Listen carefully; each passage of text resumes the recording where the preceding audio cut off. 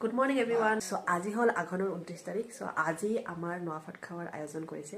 চ' প্ৰতি বছৰে পথাৰৰ কামখিনি শেষ কৰি আমি ভগৱানৰ অকণমান প্ৰসাদ দিওঁ আৰু গাঁৱৰ ৰাইজে মানে ৰাইজ কেইটামান মাতি একেলগে ভোজ ভাত খাওঁ আমাৰ ইয়াতে নোৱাফাত কেনেকৈ খায় এই ভিডিঅ'টোত দেখা পাব চ' দেৰি নকৰি বলক ভিডিঅ'টো ষ্টাৰ্ট কৰি দিম এয়া পুৱাই পুৱাই খুৰীহঁতে আহি শাক পাচলি কটাত লাগি গ'ল বুধতে ৰান্ধনিৰ অভাৱ নাই আমাৰ ইয়াতে প্ৰত্যেকজনৰ ঘৰত এনেদৰে পূজা হ'লে এজনে আনজনক সহায় কৰি চলাই দিয়ে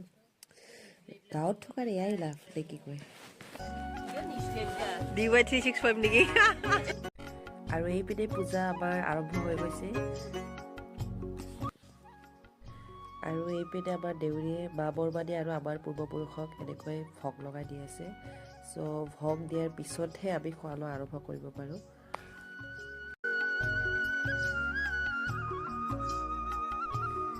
আমাৰ পূজা হৈ গ'ল এইফালে কি বনাইছে চাই লওক পচলা পিঠালি ছাগলীৰ মাংস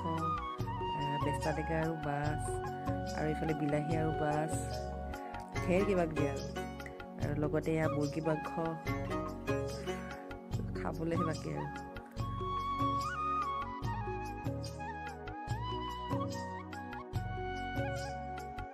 আৰু এইটাৰ অবিহনে আধৰুৱা ওহো ওৰা তোলা পতক দেখা দে ওকে মোটলো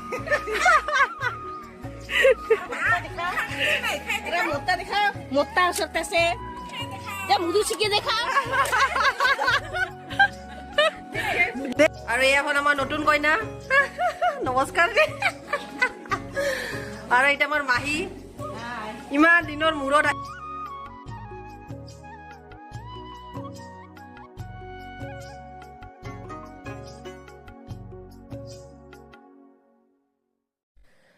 চ' এনেদৰে আমি প্ৰতি বছৰে একেলগে দহ ভাত খাওঁ